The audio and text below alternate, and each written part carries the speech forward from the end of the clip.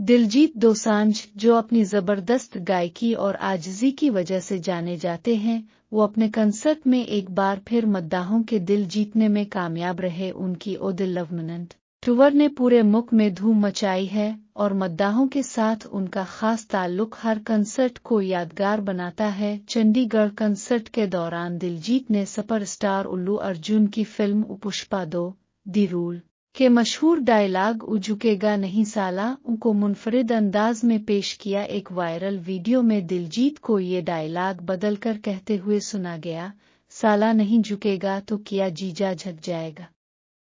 ये जुमला सुनकर मद्दाह खुशी से झूम उठे और कंसर्ट का माहौल मजीद परजोश हो गया। दिलजीत ने कंसर्ट को हाल ही में वर्ल्ड चेस चैंपियन बनने वाले गुकेश डी के नाम भी वक्फ किया। उन्होंने गुकेश की कामयाबी की तारीफ करते हुए कहा, "आज का शो दुनिया के चेस चैंपियन गुकेश डी के लिए है, क्योंकि उन्होंने जिंदगी में जो सोचा वो कर दिखाया। मसाइल सबके साथ हैं, मेरे साथ भी है, लेकिन वो फिर भी चैंपियन बने।" मद्दाहों ने दिलजीत के उन अल्फाज पर जबरदस्त तालियां बजाकर उनका साथ दिया। दिलजीत दोसांझ की डेवलपमेंट टूर ने न सिर्फ भारत बल्कि शुमाली अमेरिका, ऑस्ट्रेलिया और न्यूजीलैंड में भी धूम मचाई।